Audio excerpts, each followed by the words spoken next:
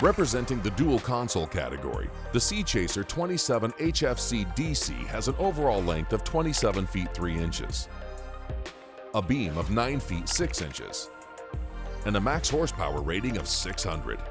Built with the family in mind, she has a draft of 20 inches, a dead rise of 22 degrees, a dry weight of 6,244 pounds, and a fuel capacity of 189 gallons. Now, let's hear more from our hosts. One of two models we saw this year from Sea Chaser was the 27 Hybrid Fishing Cruise Dual Console. Now, the more time I spend on dual consoles, the more I realize what a great design this is for a family. The bow area on this boat was the party hangout area today. We had our speakers, our cup holders, and a great U-shaped seating arrangement, which was really comfortable with the bolsters. Under your bow seating, on your port side and starboard side, we had great dry storage today. When it was time for lunch, all I had to do was pop in that table, and now we have a great booth-style seating arrangement, which we all enjoyed today. When I'm running a boat, I want my fish gaffed up front. I don't want them gaffed anywhere back near the motors. And they put the fish box in the perfect place up front. We can gaff him, throw him in the box, close the lid, and he's done. One of the beauties of a dual console design is the ability for you to divide your boat up into 3 separate areas. You've got a forward area for a lot of relaxation and socializing and seating up there. You've got the center area to get out of the weather, stay in the shade. The rear part of the boat, the cockpit area of the boat, is where you're going to do most of your fishing and water sports. You can do all of the activities that we love about boating, such as fishing, diving, in and out of the water from the cockpit on this boat.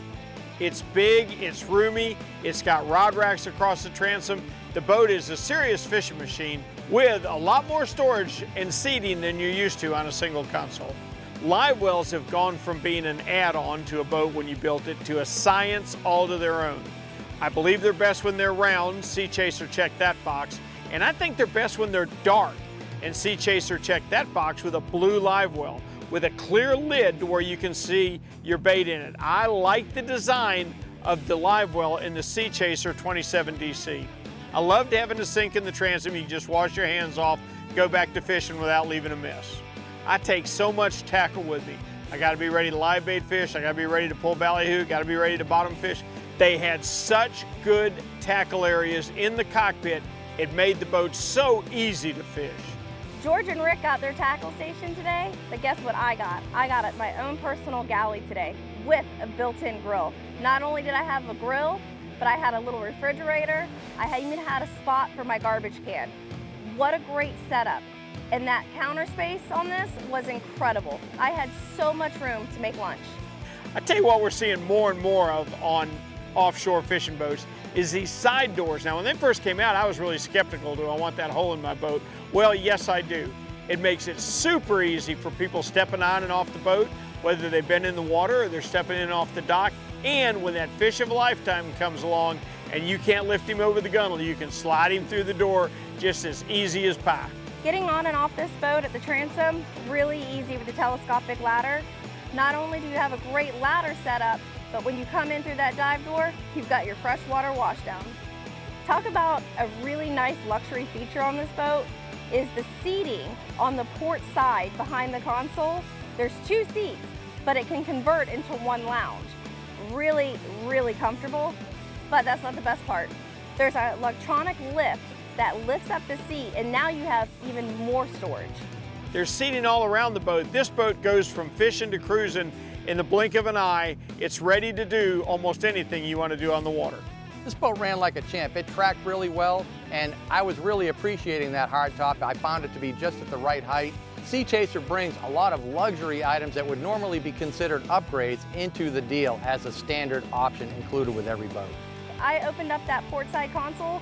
Not only did they have a flushable head in there, counter space, freshwater sink, and cabinet space for more storage, but this is the kicker. You still had plenty of stand-up room. I can't believe they got all that into one of the consoles on this boat.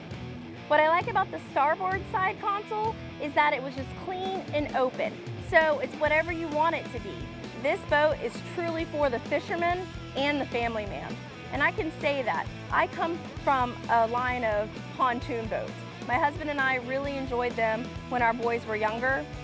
And as they got older, we kept realizing we want to go further offshore, but we also still want the lifestyle features that a pontoon boat has given us. This boat, you have the best of both worlds. It gives you that lifestyle feel of familyness that a pontoon boat gives you, but guess what? This boat is going to take you into deep blue water offshore with the family. Best of both worlds.